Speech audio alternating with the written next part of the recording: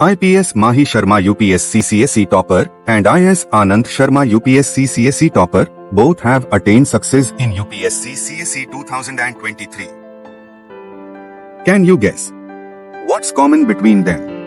Both opted sociology for CSE main as optional paper. Both have scored good marks in optional paper. Both have prepared sociology optional under teaching and mentorship of Vikas Ranjan Shar with Sociology Foundation to Finale program. Just like Mahi Sharma and Anand Sharma, many aspirants have changed their dreams into reality. IS Medha Anand, IS Shivans Rathi, IS Yash Kumar Sharma, IPS Anurag Chopra, IPS Vanita Prakash, IPS Vivek Singh, IRS Riju Srivastava and many more. Prepare Sociology Optional for UPSC, CSE under teaching and mentorship of Vikas Ranjan Shar. नमस्कार, मेरा नाम सलोनी छाबड़ा है। मैं 24 वर्ष की हूँ। UPSC civil services की 2023 की परीक्षा में मुझे 29वां रैंक प्राप्त हुआ है और मेरा ऑप्शनल सब्जेक्ट सोशियोलॉजी था। इस वीडियो में मैं उसी ऑप्शनल सब्जेक्ट के बारे में थोड़ी सी बात करना चाहूँगी। सोशियोलॉजी ऑप्शनल में मेरे 283 मार्क्स हैं। मैं ये भी बताना चाहूँगी कि पिछले अटेम्प्ट में मेरा ऑप्शनल इकोनॉमिक्स था और उस साल मेरे इकोनॉमिक्स में 227 मार्क्स थे।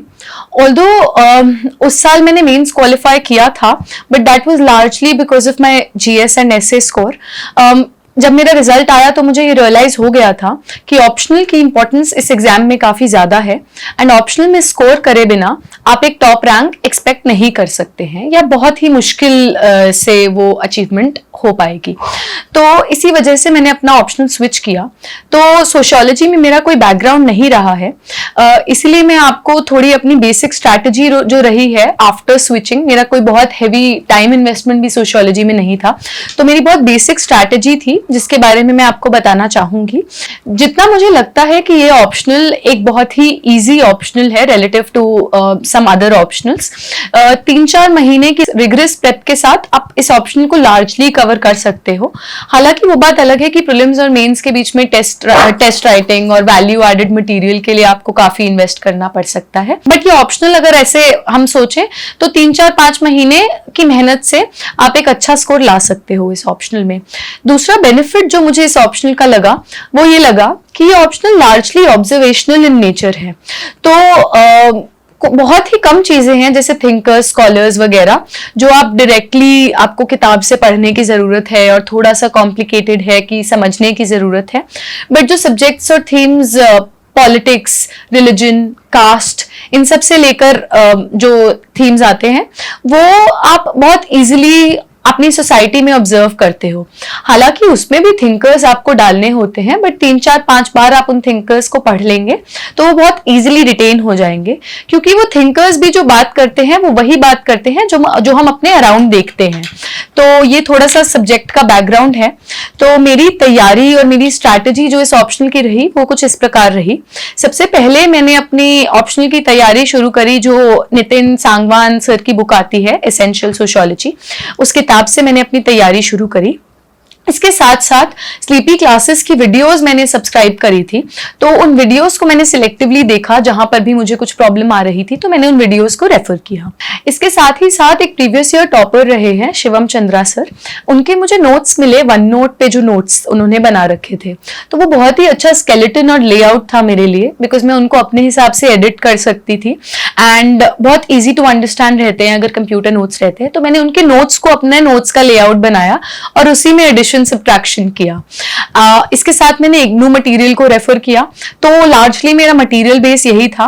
प्रीलिम्स और मेंस के बीच में मैंने इन्हीं नोट्स के थ्रू अपने माइक्रो नोट्स बना लिए। 200 पेजेस या 150 पेजेस में मैंने दोनों पेपर्स के नोट्स को कंपाइल कर लिया था।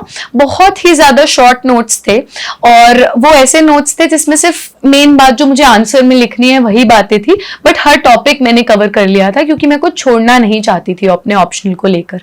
तो ये भी आप कर सकते हैं अगर आपका सोशियोलॉजी जैसा कोई ऑप्शनल है जिसमें थीम्स और क्वेश्चंस रिपीट होते हैं एंड सिलेबस से लार्जली स्टिक करते हैं। तो इस सोर्सेज के बियॉन्ड अगर मैं स्ट्रैटेजी की बात करूं तो वो कुछ इस प्रकार रही कि मैंने सिलेबस के सारे पॉइंट्स को बहुत रिगोरसली कवर किया था सोशियोलॉजी में।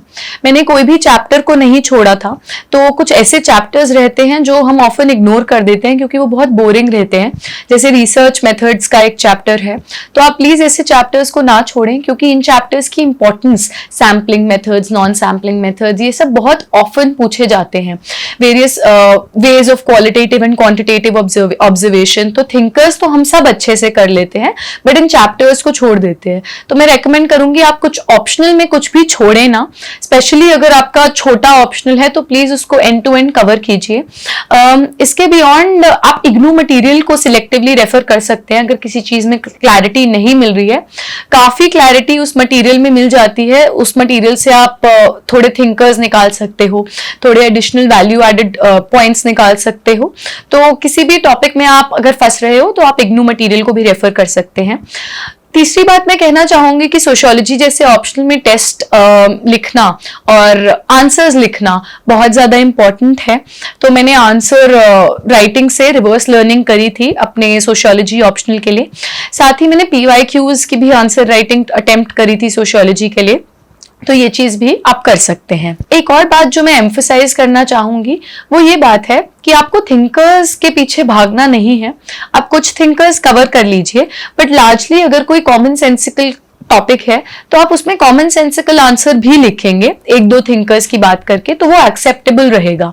अगर कई बार होता है कि हम अपने नोट्स में बहुत सारे थिंकर्स डाल देते हैं बट वो हम याद नहीं रख पाते हैं, तो ऐसे में कहीं ना कहीं हम फंस जाते हैं। क्योंकि मैं चाहती हूं कि हम नोट्स में भी सिर्फ उतना ही लिखें जितना कि हम एग्जाम में रिप्रोड्यूस कर पाए। ऐसा करने से एफिशिएंसी बहुत ज्यादा बढ़ जाती है सेम चीज को बार बार करने से। मैं एक और बात पे एम्फसाइज करना चाहती हूँ, वो ये है कि सोशियोलॉजी के लिए करंट अफेयर्स बहुत ज्यादा इंपॉर्टेंट नहीं रहते हैं। करंट अफेयर्स की बजाय कंटेम्प्रेरी अफेयर्स जो रहते हैं वो ज्यादा इंपॉर्टेंट रहते हैं कि सोसाइटी में जनरली चल क्या रहा है, कोई मेजर चेंज आ रहा है हेल्थ स्कीम में, एजुकेशन स्कीम में, कोई पॉपुलेशन पॉलिसी आ रही हो, तो वो सब चीजें हमारे लिए इंपॉर्टेंट हो जाती हैं। बट बहुत ज्यादा day to day current affairs sociology optional के लिए इंपॉर्टेंट नहीं है, तो आप उसको ऑप्शनल के पर्सपेक्टिव से प्रिपेयर करने की ज्यादा जरूरत नहीं है। आप क्या कर सकते हैं कि आप डेली अगर न्यूज़पेपर पढ़ रहे हैं तो आप उसमें से कुछ एग्जाम्पल्स निकाल सकते हो। For example caste based discrimination अगर एक टॉपिक है तो आप उसमें रिसेंटली अगर कोई इंसिडेंट हुआ तो आप उसके एग्जाम्पल डाल सकते हो अपने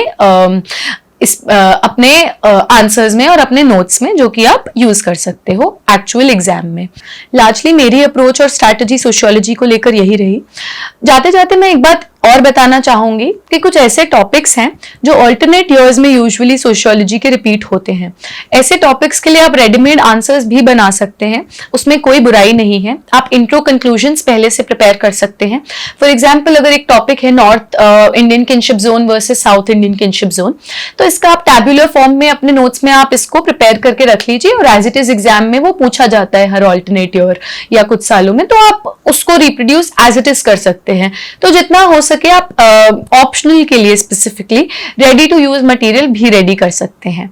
तो लार्जली मेरी यही अप्रोच और स्ट्रैटेजी रही। At the end of the day my only recommendation is कि आप अपने सोर्सेज और अपनी स्ट्रैटेजी पे स्टिक करके रहें और उसी को बार बार प्रैक्टिस करें एंड ऑप्शनल को बहुत अच्छे से प्रिपेयर कर लीजिए।